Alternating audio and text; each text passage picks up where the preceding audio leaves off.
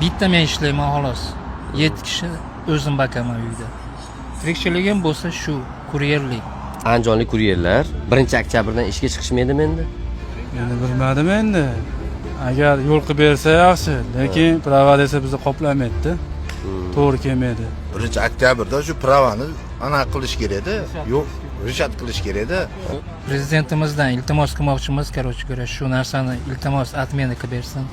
Shu prava pasportni. O'tgan safar atmen qilgan edi, bilasizmi? Bir marta atmen bo'lgan o'zi. Ha, bir marta atmen bo'lgan. Xuddi undan ham zo'r qilib iltimos qilamiz, shu atmeni qilib bersin. Tirikchiligimiz bor.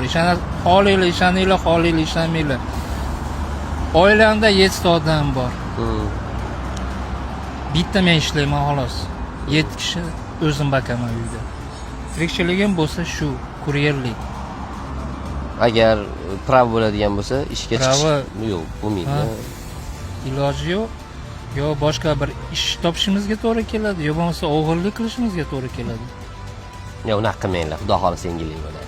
Aka 130 mingta odam borda, mana shu moto tarifda ishlaydi. Buni hozir 130 mingta odamda hozir hech kimda mana shu yerda turgan hech kimda prava yo'q aka.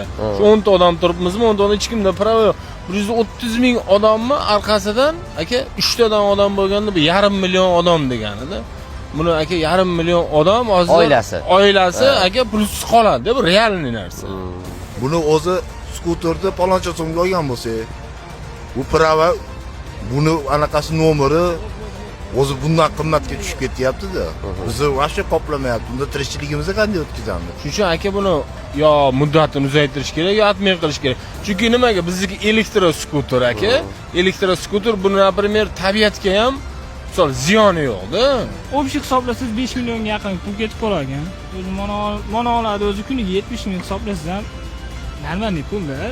Bu narsani iltimos qilardim, shu yuqorida vazirlikda o'tiradigan odamlarni inson sifatida, fuqaro sifatida bizga sal yo'l qo'yib bersin, to'g'risi.